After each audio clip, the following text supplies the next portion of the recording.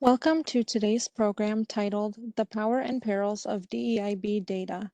At this time, all participants are in a listen-only mode.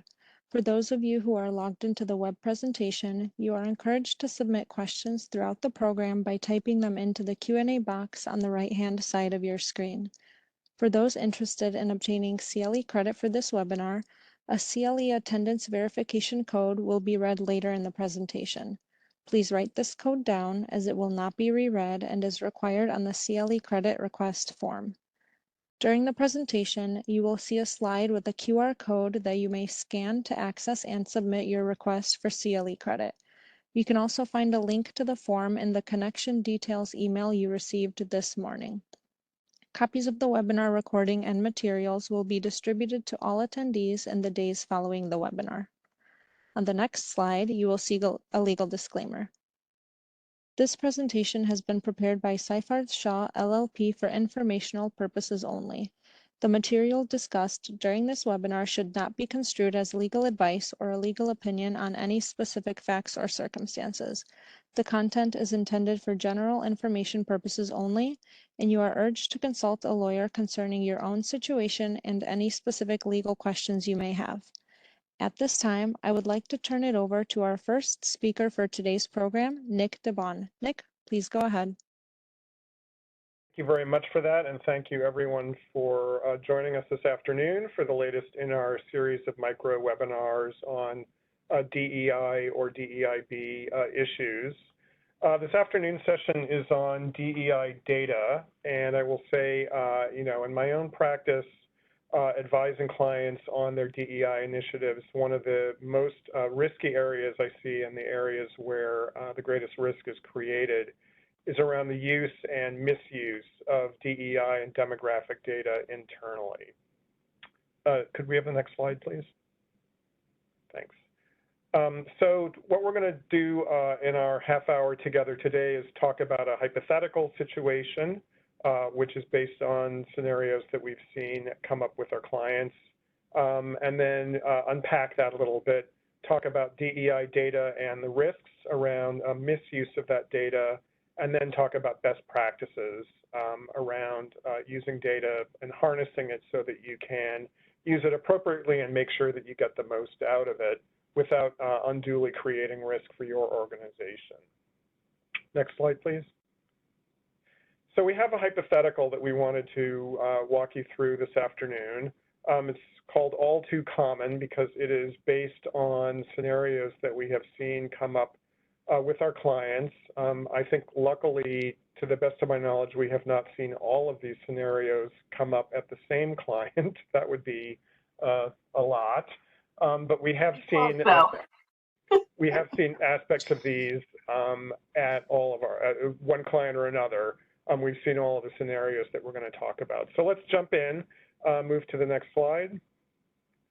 The hypothetical that we wanted to talk about today relates to a big fintech company, has several thousand employees, and camera's going to zoom in on the day that we're considering on Laura. She's the Chief Technology Officer of this company. It is a fintech company, so the Chief Technology Officer's very important role. And she's got a big team. She has about 400 people in her world reporting up to her. She sits on the executive board of the company. She reports to the CEO. She's one of the more important people. And at meetings with the CEO and in discussions regarding inquiries that the company has had from its investors, there's been a lot of focus in the last several years on DEI initiatives and on improving the representation of women and underrepresented minorities at the company generally. Well, Laura's the CTO, so she runs the IT department. And she's been thinking about that and become concerned and has been talking to her own direct reports and her management committee about the fact that women are pretty drastically underrepresented in the IT department, and some races and ethnicities are also underrepresented on the team. Next slide, please. So Laura's been at the company for many years at this point. She knows her way around. She knows how to get things done. She knows who's who. And she recently learned about something that she did not know existed previously, which is called the HR Ops team. And that is the Human Resources Operations crew.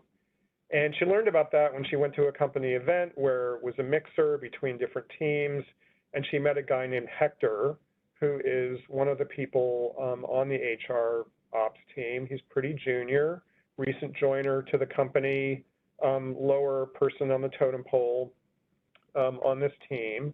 And in talking to Hector, she learned that this team is responsible for maintaining and pulling demographic data for everyone at the company. And Hector's job is actually, he's the one who actually pulls that data. So when HR wants to know about the representation in various parts of the company, they go to Hector. Hector punches the buttons and crunches the numbers and gets a spreadsheet that shows all of that information. Next slide, please. Well, that put an idea into Laura's head that she maybe could find out more precisely what's happening in her department relating to representation of different demographic groups. So she calls Hector directly and says, hey, Hector, you know, thinking about what we talked about the other night, and I was wondering, would you mind pulling some of that demographic data and sending it to me? And Hector, as I mentioned, is pretty new. He doesn't really necessarily know what the protocols are around this. He does know that Laura is super important, reports to the CEO, manages hundreds of people.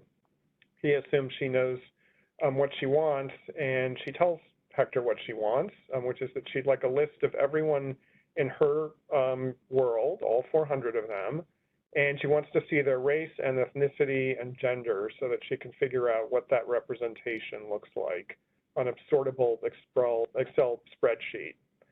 And she figures as long as Hector's doing that, could he also include everyone's age? Because maybe she'd like to have a look at that too.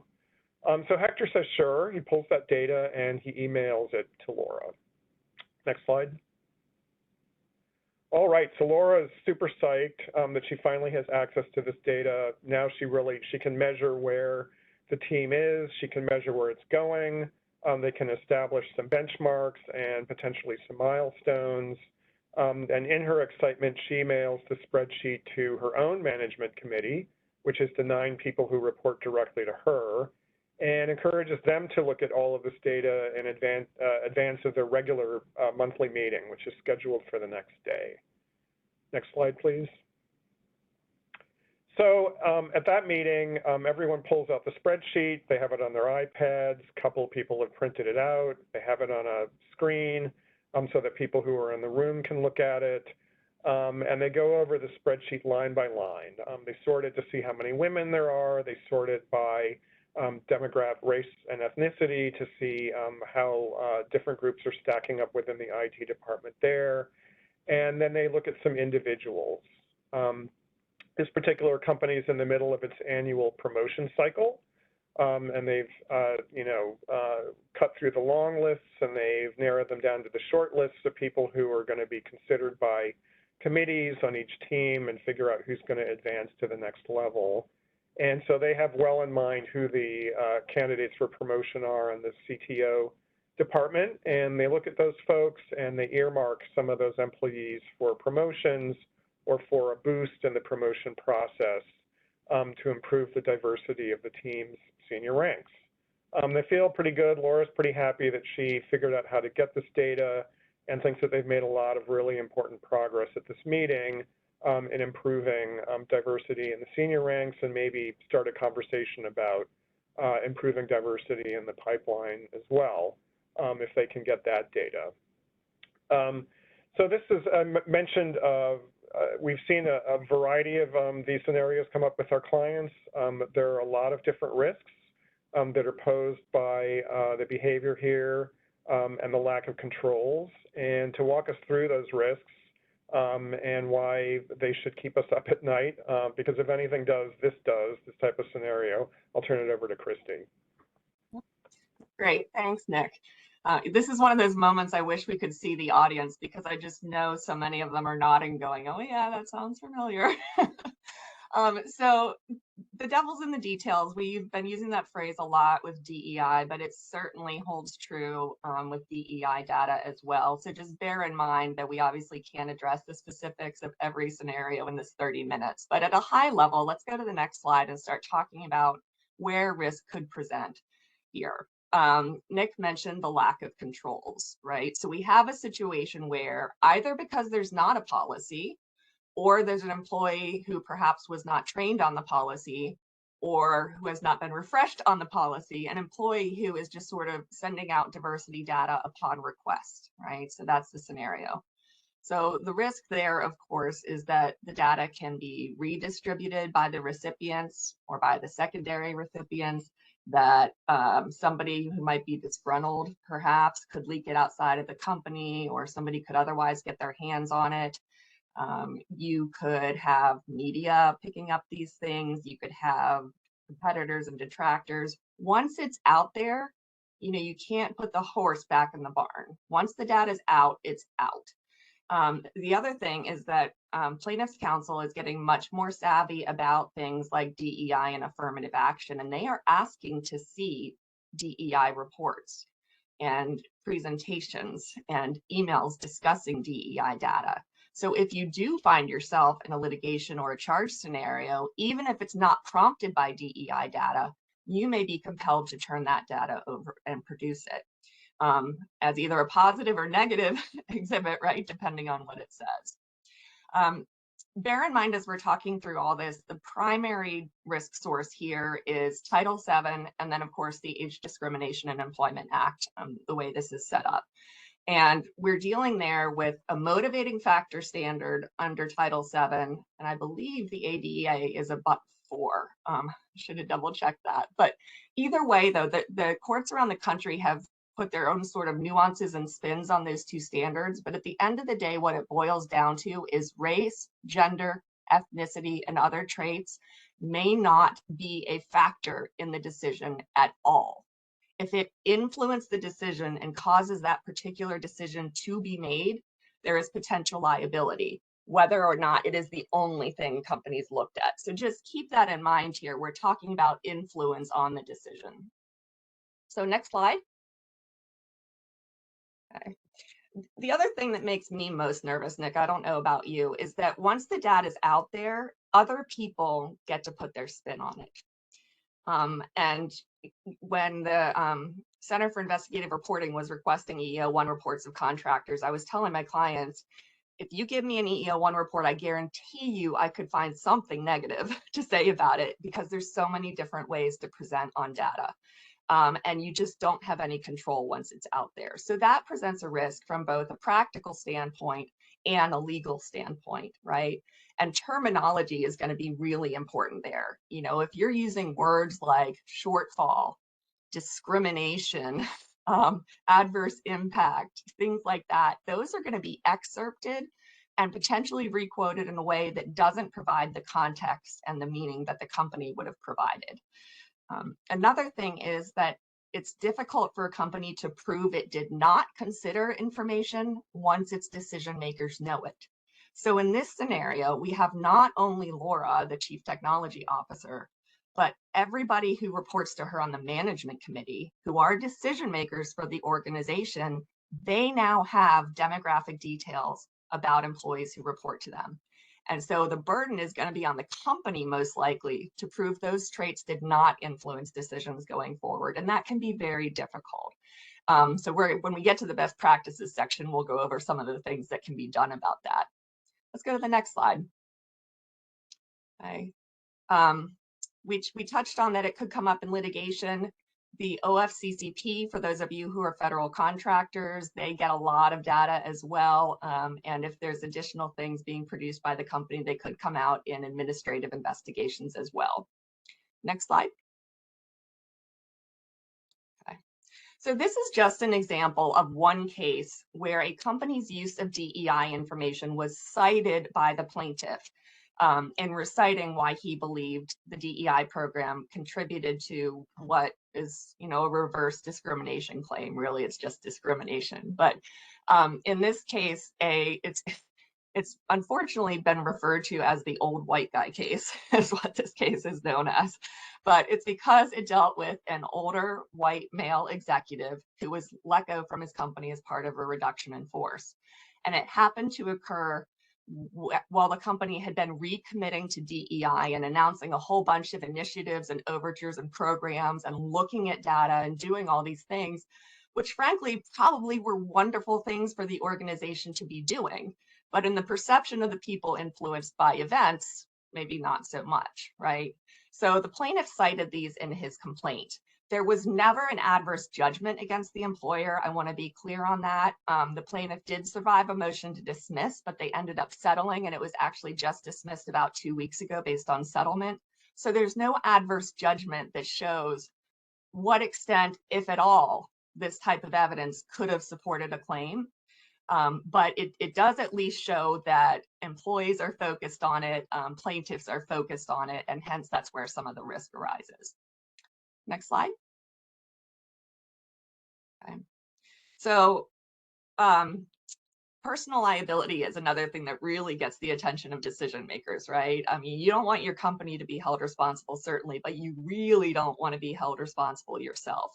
And there are some jurisdictions under different laws where the supervisor, the individual decision maker, can be liable for discrimination. It's usually in the case of intentional discrimination, but that's obviously in the eye of the beholder as well. And again, that person will have protected information about their subordinates in this scenario. So those management committee members are probably going to be thinking about this in the back of their head. Next slide. Okay, so we're going to turn to talking about some best practices now that we've laid out sort of where the problems can arise and talk to you about how this hypothetical might be managed to mitigate risk. Nick, do you want to start us off? Great, thanks. And that last point that you made, I think, is a really important one. When I've advised senior managers about this, sometimes I do get an attitude, well, not we don't care, but, we're going to go ahead and keep doing what we've been doing, and we understand you're saying there are risks, but lawyers always talk about that, and so we're going to take that, with a proverbial grain of salt until you point out that their risk could be personal. And that sometimes puts things in a different perspective in terms of not avoiding risk, but mitigating risk. And certainly in shaping the data that we show to senior managers and helping them use that data appropriately when they're looking at it. So, data is obviously important. And there's nothing wrong. I'm sure that the description of the data that AT&T was looking at that you saw a few slides ago looked familiar to you. It was broken down by gender and race and ethnicity and according to level of management, and I think maybe by department or team as well. I'm certainly familiar with seeing data that looks like that, and I'm sure many of you are as well. And there's nothing wrong with looking at data like that, hypothetically. And it's important because, as we discussed at the beginning of this, when Laura had in mind what she wanted to see this data, she understood, as we all do, that you can't see where you are without looking at data like that, and you can't measure progress or trends without that as well, and figure out what's happening in your organization in terms of hiring, attrition, departures, promotions, and the things that we look at when we think about enhancing or maintaining diversity within our ranks.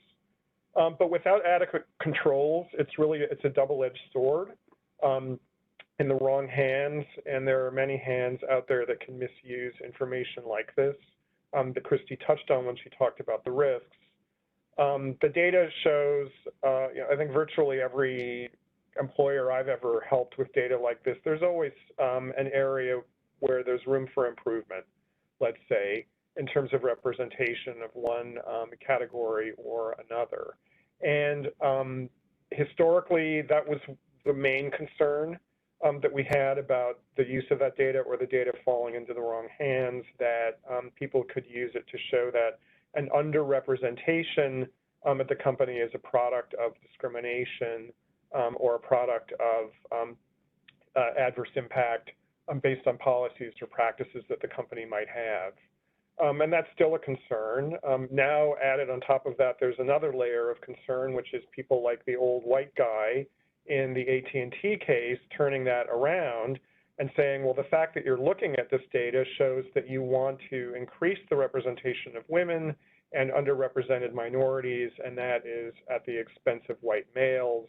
And now I think maybe I have a discrimination claim. So the data can be used against you, but it can also be a very important and positive thing, and in fact is absolutely necessary if you want to have an appropriately crafted diversity initiative. Next slide, please. So how do we work around this? Obviously, HR should tightly control employee data, and it should not provide employee data unless it knows who's going to see that data, why they want it, and how they're going to use it. And there's a cost-benefit analysis here. So if someone wants to see the data because it's nice to have versus has to have, that might counsel reconsideration as to whether this individual or these people need the data. But certainly, individuals should not be providing this data without the knowledge of the appropriate people within the HR department. Next slide, please. So in this case, there should be a central team in HR responsible for providing data. I think we had that in the hypothetical we looked at. The HR ops team is responsible for doing this. Where this particular company fell down was on the second part of this practice, which is that senior HR should be aware of and approve every request. And junior people need to be trained that even if the CTO calls and asks for this or the CEO, you don't give it out unless you have approval from the appropriate people within the HR department.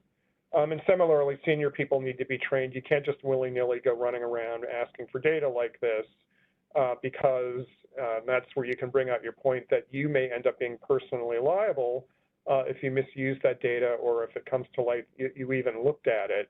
And so that's something that you want to be leery of. Next slide, please. Also, if someone outside of the trained HR leadership group is presenting on data, so if Laura or one of her direct reports wants to talk at this meeting about what they saw when they looked at the data, what they think the shape of the team should be in the times to come, that's fine. But there really should be, at a minimum, a senior HR person there who can guide that conversation, make sure it stays clear of any legal pitfalls, decision-making, talking about things in a way that could be misinterpreted or used against you. And for the more high-powered conversations, I'm always a fan of having legal counsel there to provide at least a fig leaf of privilege over the conversation, but also the legal advice that can make sure the conversation stays within guardrails that'll protect the company and the participants. Next slide, please. Nick, I just wanted to comment on that very quickly. Where I've seen that go awry without doing that best practice is particularly when the presenter starts to get questions from the audience. Because it's one thing to have your slides ready and be prepared with your talking points, but this is a really interesting area and people really want to know about DEI and their company's data. And when they start throwing questions at the presenter about specific practices or use cases, things like that, they may not necessarily be in a position to answer those or to answer them correctly. And all it takes is one person in the audience misunderstanding or misapprehending what was said, and all of a sudden you've got a problem going back out into your workforce. So communications are just so important, and that takes training and somebody experienced with DEI. Yeah, I think that's absolutely right. And when I've counseled clients on meetings like that, I've always recommended that they have a very strong HR person present who is not afraid to step in and interrupt the CFO and say, let me answer that question, and take it forward from there to avoid those problems. So to summarize, data should be provided on a need-to-know basis only, and it really should be restricted, and this is something Christy will talk about when we discuss dashboards in a second, to just the information that's needed for sound decision-making. The management committee here did not need the demographic data of each individual person in the CTO group to figure out what's happening there. Looking at, numbers at a higher level in terms of percentages or proportions and trajectories is more than adequate for the goals that they had for that conversation without looking at individual demographic data. And very much on the ground data, reports should be locked to prevent undesired editing and certainly forwarding if reports are going to be emailed at all. Next slide. And then finally, reports should be labeled privileged and confidential, and counsel should be consulted as necessary to preserve privilege or present for those important meetings. A whole separate topic for a webinar is when there really is a privilege. Just because you have a lawyer there doesn't automatically mean it's privileged. But if you don't have a lawyer there, then it definitely isn't. So that's something to keep in mind about that. And your lawyer, internal or external counsel, can help you navigate that as well. A lot of employers use dashboards. I'm seeing that more and more frequently these days, and those present their own set of problems. And I'll turn it back over to Christy to walk us through those. Yeah, absolutely. And we just got a question in the chat about dashboards, actually. So if you go to the next slide, this is a great transition. The question is, do we recommend disclaimers on the dashboards? And the answer is an absolute resounding yes, we do. It needs to be protected and labeled and made clear, what its purpose is for and who the audience is, things like that. So everything we've talked about to this point absolutely applies to dashboards too. Just some high-level rules on dashboards. And Nick, I wanted to underscore something you said earlier, which is that DEI data is incredibly important. The companies who are moving the needle in diversity are tracking this stuff because you don't know what you don't know, right?